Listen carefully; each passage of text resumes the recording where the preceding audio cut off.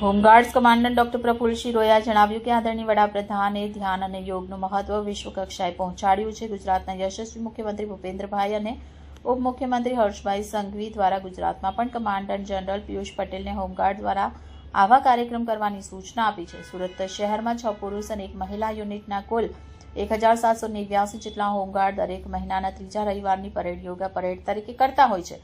જોગાનુજોગ 21 ડિસેમ્બરને સંયુક્ત રાષ્ટ્ર દ્વારા વિશ્વ ધ્યાન દિવસ તરીકે જાહેર કરવામાં આવ્યો. આ દિવસ માનવજાતને ધ્યાનના મહત્વને એના વ્યાપક લાભ વિશે જાગૃત કરવા માટે ઉજવવામાં આવે છે.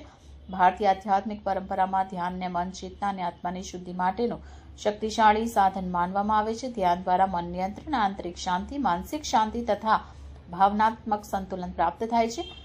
ધ્યાન તણાવ ઘટાડવા, ચિંતા ઓછી કરવા અને માનસિક સ્વાસ્થ્ય માટેના ઉકેલ પૂરા પાડે છે. એક મહત્વપૂર્ણ આધ્યાત્મિક સાધના છે જેનાથી આત્મજાગૃતિ, સચેત જીવન અને માઇન્ડફુલનેસની પ્રેક્ટિસ વધે છે. પરંપરાગત જ્ઞાન અનુસાર ધ્યાન દ્વારા આરોગ્ય, જાગૃતિનો અભ્યાસ, જીવનમાં સંતુલન અને શાંત ઉર્જા પ્રાપ્ત થાય છે, જે અંતે સર્વત્ર શાંતિ તરફ દોરી જાય છે.